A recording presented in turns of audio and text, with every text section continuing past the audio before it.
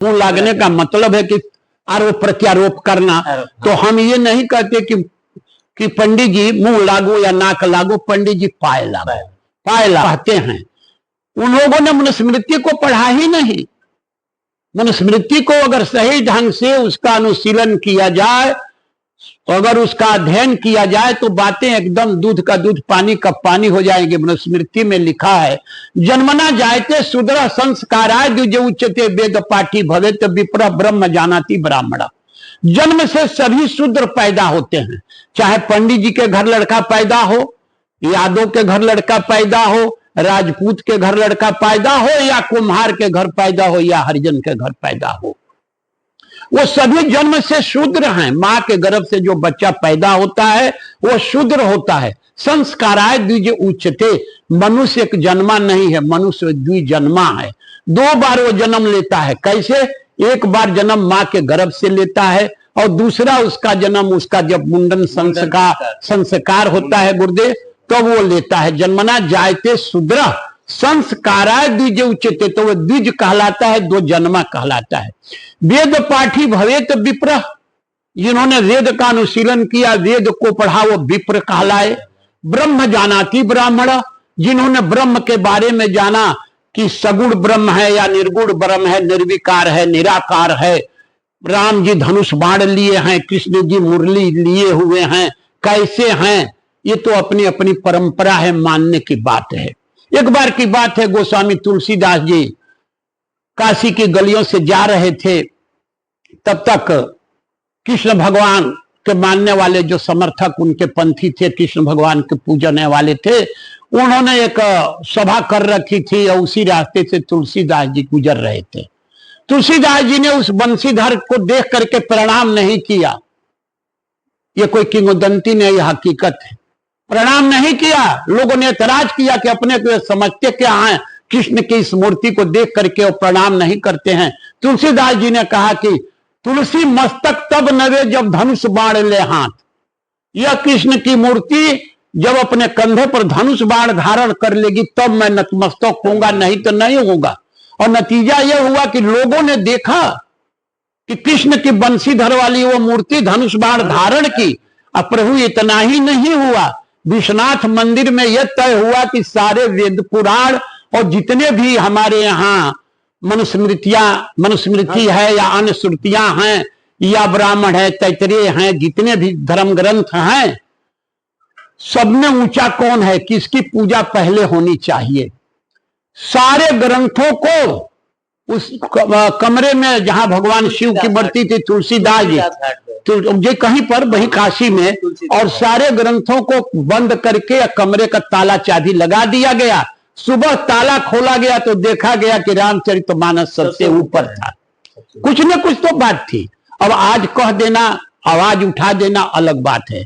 तो जन्मना जायते शूद्र संस्काराय द्विजूतते वेद पाठी भवेत विप्रः ब्रह्म जानाति ब्राह्मण। ब्रह्म को जाना किसने?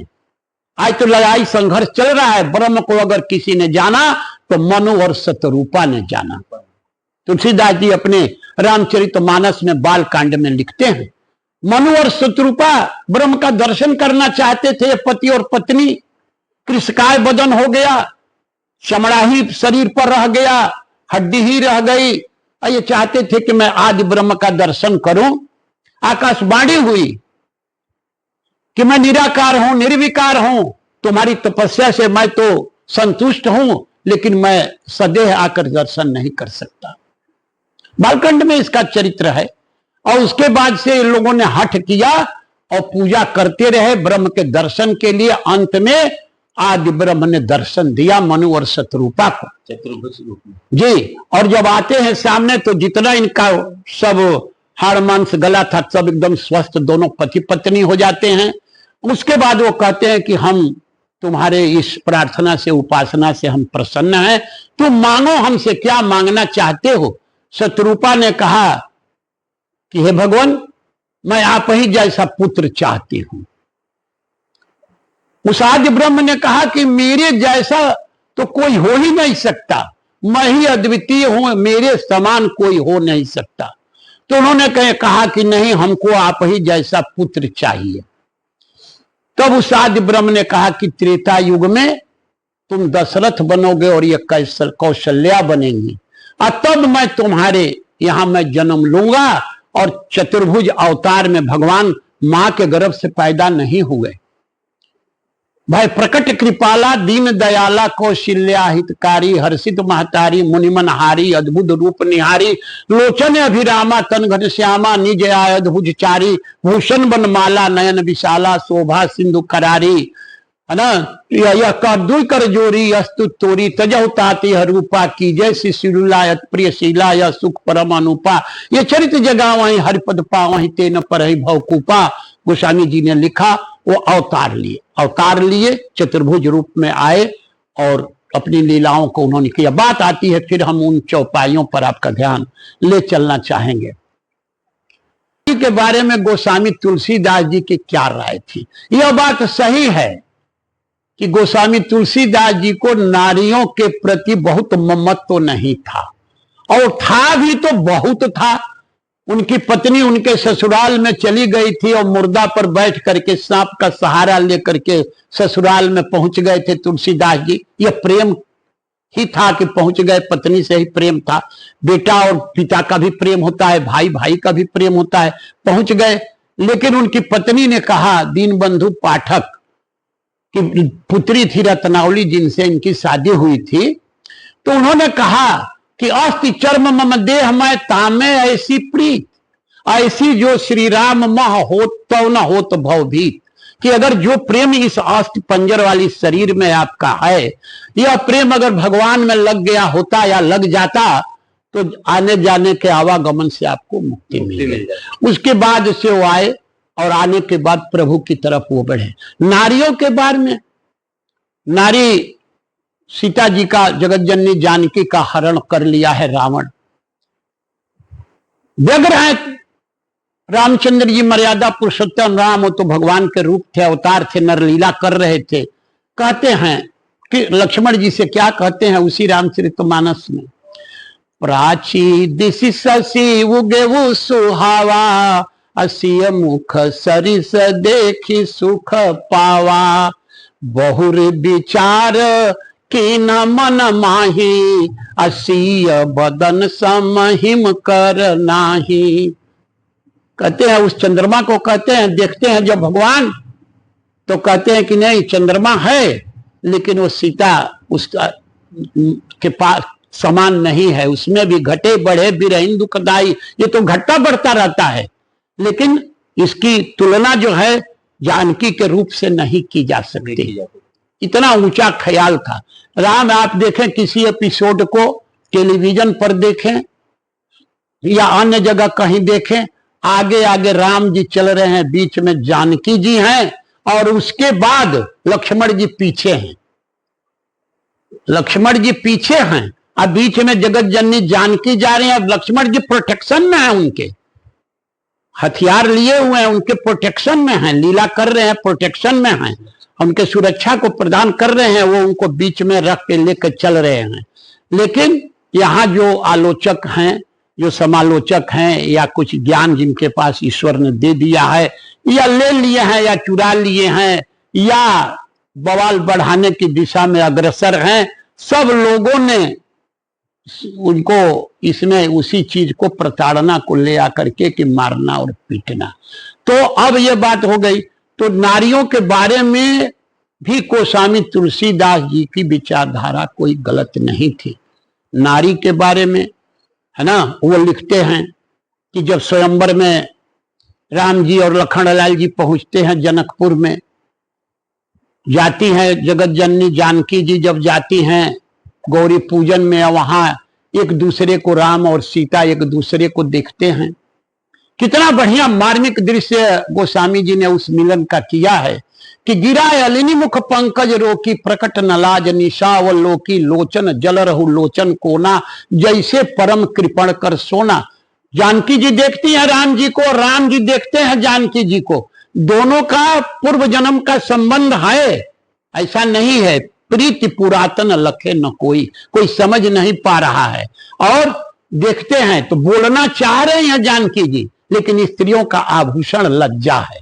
लज्जा उनका आभूषण है। उस आभूषण को, उस लज्जा गिरा अलिन मुख पंकज रोकी, वाणी रूपी भ्रमरी को मुख रूपी कमल में जगत जननी जानकी ने कैद कर लिया। गिरा अलिनी मुख पंकज रोकी, क्यों कि प्रकट न लाज निशा, कमलिनी जो है शाम को बंद, कमलिनी में भंवरा बंद हो जाता है और सुबह जब होता है तो कमल खिलता है, अब भंवरा बाहर होता है।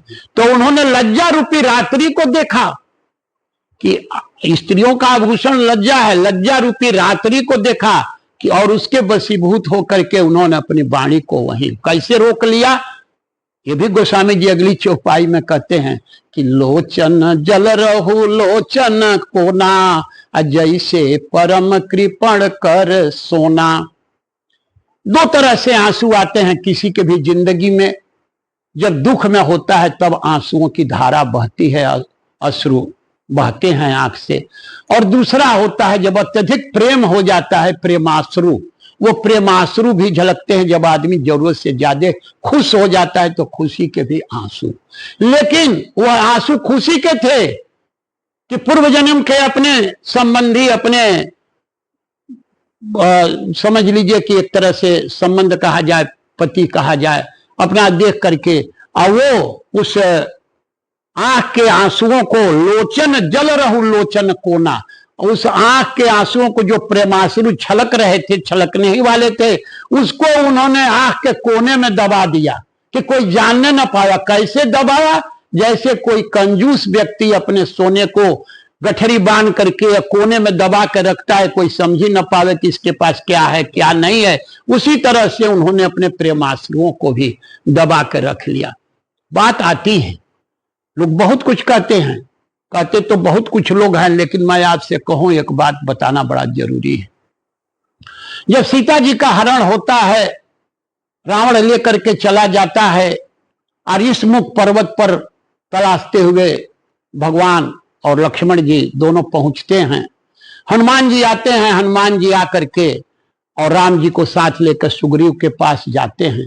सुग्रीव कहता बातें मैं इसको करूं तो कई घंटा लग जाएगा, इसे संक्षेप में बता रहा हूं। तो सुग्रीव जब देखता है कि आए हैं, दोस्ती होती है, तो सुग्रीव कहता है कि आकाश मार्ग से एक स्त्री बिलखते हुए जा रही थी, दक्षिण की तरफ बिलखते हुए जा रही थी। उसने कुछ वस्त्र, कुछ आभूषण गिराए थे। हम लोगों के पास वो आभूषण हैं, अगर आप कहें तो उसको देखें। अगर आपकी पत्नी के आभूषण होंगे तो तलाशने में आसानी हो जाएगी। वो आभूषण कौन था? केयूर और कुंडल था जो कान में पहना जाता था। वानर मंडली के लोग उस आभूषण को लाते हैं, सुग्रीव के हवाले करते हैं। सुग्रीव हाथ पर रख करके और राम जी को देते हैं कि पहचानिए कि आपकी पत्नी के तो आभूषण नहीं है। वाल्मीकि रामायण में क्लियर कट लिखा हुआ है कि जब राम जी लक्ष्मण के सामने उस आभूषण को पढ़ते हैं कि पहचानो, तुम्हारे भाभी का तो यह आभूषण नहीं है। लक्ष्मण जी क्या जवाब देते हैं? ना जाना में केयूरे ना जाना में कुंडले नूपुर चैव जाना में नित्यम पादाभि बंधनाथ। हे भैया, मैं केयूर और कुंडल को क्या जानूं? ना जाना में केयूरे ना जाना में कुंडले नूपुर चैव जाना में नित्यम पादाभि बंधनाथ। अगर माता जानकी के पांवों के पायल होते तो उन्हें देख करके मैं बता देता कि यह माता जानकी के हैं कि नहीं है। मैंने कभी पांव से ऊपर तो देखा ही नहीं, तो मैं कैसे कह दूं? तो कितनी मर्यादा थी उस जमाने में, कितनी मर्यादा थी। मर्यादा से सारी बातें हो रही थी। बहुत सारी बातें आती हैं रामायण में। पूज्य विप्रशील गुणहीना शूद्र न पूजहु वेद प्रवीणा। सकल गुण है ना, सकल को बदला गया है, सकल को बदला गया है गीता प्रेस में। अब वो शील यानी आचरण पर बात आई है, अब उसको बिल्कुल बड़ा खेला है। तो अब देखिए, तो पूज्य विप्र सकल गुणहीना शूद्र न पूजहु वेद प्रवीणा। इस पर बड़ी चर्चाएं चल रही हैं समाज में, बहुत बात विवाद हो रहा है। विप्र कौन है, किसको हम पूजें? जन्मना जायते शूद्र संस्काराय द्विजुच्यते वेद पाठी भवेत विप्र। जिन्होंने वेद का अनुशीलन किया, वेद का अध्ययन किया, वो न विप्र कहलाए। वेद का जिन्होंने अनुसरण किया है ना, वो विप्र कहलाए। तो आपने तो पढ़ाई हाई स्कूल की ही नहीं, इंटरमीडिएट पढ़ा ही नहीं, और ये कई बार एमए की डिग्री लेके आप आ गए, तो आप कब ब्राह्मण हो गए या कब विप्र हो गए कहा नहीं जा सकता कि कब हो गए। वो अलग बात है कि किसी राजनेता ने कह दिया कि साहब अगर बीए किया होगा तो इंटर, तो संस्कारित आप हुए नहीं, आपने विद्याध्ययन किया ही नहीं, और नकलिया करके किसी के नाम पर डिग्री ले लिया, तो आप कह रहे हैं कि मैं बड़ा पंडित हूं, मैं बड़ा पंडित हूं। तो ये बातें हैं। पूजिए विप्रशील गुणहीना, शूद्र न पूजहु वेद प्रवीणा। वेद को शूद्र ने पढ़ा ही कहां। आपको मैं एक चीज बताऊं, आज से 50-60 बरस पहले, ज्यादा नहीं, 100-200 बरस पहले नहीं, जब माताएं प्रसव कक्ष में होती थी और बच्चे बच्ची को जन्म देती थी, उस वक्त अछूत गिनी जाती थी, चाहे वो पंडित जी के यहाँ हो या हरिजन के यहाँ हो, वो अछूत गिनी जाती थी। एक सेविका होती थी, उनके खाने का बर्तन अलग होता था। जिस तरह कोरोना काल में हुआ वैसे बर्तन होता था, अलग नहलाने धुलाने की बात ही नहीं थी, और वो उसी में वो लोग खाना खाते थे, और उनकी सेविका अलग बर्तन में। आज हालात बदले हैं, सीजरियन ऑपरेशन हुआ, तीसरे दिन माताएं घर आ रही हैं, चौथे दिन से पाकशाला को पकड़ ले रही हैं। लेकिन हमारे यहाँ जब तक व्यवस्था थी कि जब तक छठियार का कार्यक्रम नहीं होगा उन्हें उस बर्तन में खाना तक नहीं दिया जाएगा। आज शूद्र के बारे में बड़ी बातें हैं, उन्हीं ऋषियों को समझना हमारे आपके या उन आलोचकों के बस की बात नहीं है ही नहीं है। वहां तक हमारी बुद्धि जाएगी ही नहीं। आज सबसे पहले अगर कोई शुभ कार्य किसी के यहाँ होता है, हिंदू धर्मावलंबियों के यहाँ, तो दरवाजे पर आवाज, तो प्रथा धीरे धीरे लुप्त हो जा रही है। पहले नगारा बजता था, नाद की पूजा पहले होती थी, उसके बाद वेदोच्चारण होता था, औरतें मंगल गीत गाती थी, दरवाजे पर वो नगारा बजता था। कौन बजाता था? शूद्र ही बजाते थे उस नगारा को। पहले उसकी पूजा होती थी कि वो अपने को त्याज्य न समझे, पहले उसकी पूजा होती थी। उसके बाद से ये होता था, जिस बांस पर, जिस बहंगी पर लाद करके मृतशैया पर, जहां से लोग हिंदू धर्मावलंबी जब लेकर के अब मृतक को जाते हैं, उसी बांस से एक बिरादरी, आज तो उस बिरादरी का नाम लेंगे तो केस हो जाएगा, फिर भी सफाई कर्मियों में हम उनको शामिल करते हैं। उस बिरादरी के लोग उसी बांस से डाल और मौरी बनाते थे जिस पर लाश जाती थी, और उसी डाल और मौरी को घर आता था और उस डाल और मौरी की पूजा होती थी। उसके बाद मंडप में डाल और मौरी जाती थी। कौन ले आता था उसको? शूद्र ही तो ले आते थे बना करके। आज भी तो ले आते हैं, आजकल तो बाजार में बिक भी रहा है, लेकिन ले करके आते हैं। बढ़ई के घर से जुआठ और हरीश आती थी, उसका पूजा होता था मंडप में, जुआठ और हरीश की। क्यों कि आश्रम व्यवस्था जब बनी तो 4 आश्रम बनाए गए, ब्रह्मचर्य आश्रम, गृहस्थ आश्रम, वानप्रस्थ आश्रम, संन्यास आश्रम। तो पहले तो विद्याध्ययन लड़का करता था, बालक करता था, पुत्रियां भी करती थी। ऐसा नहीं है कि केवल बालक पढ़ते थे, ऋषियों के यहाँ गुरुकुल परंपरा जो थी सभी पढ़ते थे। और उसके बाद जब गृहस्थ आश्रम में जब वहां की पढ़ाई करके लड़का निकलता था तो घर गृहस्थी का बोझा उस पर दिया जाता था। यानी वह जुआठ इस बात का प्रतीक रहा, आज भी है, कि अब आपके कंधे पर जुआठ रख दी गई, अब परिवार को आपको चलाना है। तो वो गृहस्थ आश्रम में धोबी के घर से धुली हुई चादर आती थी, लॉन्ड्री से नहीं, बाजार से खरीद के नहीं। और आज से 50-60 बरस पहले उसी चादर पर भात बनता था, बिरादरी के लोग उसी भात को खाते थे जो धोबी के घर से। जो मैल और कुचैल, उस वक्त ड्राई क्लीनिंग का रिवाज नहीं था, जो मैल और कुचैल निश्चित ही अवशेष रूप में उस चादर पर रह जाता होगा। लेकिन धोबी अपने को त्याज्य न समझे, अपने को समाज से बाहर न समझे, इसलिए उसी के हाथ की धुली हुई चादर पर बिरादरी को भात परोसा जाता था, बिरादरी खाती थी। कुम्हारों की बात ले लीजिए, कुम्हार बना करके मूर्ति, गौरी और गणेश और हाथी और तमाम ये जो चीजें मंडप में रखी जाती थी। इतना ही नहीं, दुआली, जो शूद्र बिरादरी के लोग ही जो चमड़ा छोड़ाते थे उस जमाने में, और जो दुआली बनाते थे वही दुआली आकर के मंडप में रखी जाती थी। ये सारे लोगों का एक सामंजस्य बना रहे, समाज टूटने न पावे, इसलिए लोगों के कर्म के अनुसार उनको आवंटित किया गया। आज बातें बहुत दूर चली गई हैं। आज ऐसा नहीं है। आज उच्च कुल के लोग भी छोटे कामों में लगे हुए हैं, बढ़ईगिरी भी कर रहे हैं। आज बढ़ई जो है वो बैठ करके बही भी बना रहा है, लिख रहा है, अपनी अपनी योग्यता के ऊपर है। तो अब इसको बांटने की कोशिश किया गया, लेकिन ऋषियों महर्षियों की यह विचारधारा नहीं थी। तो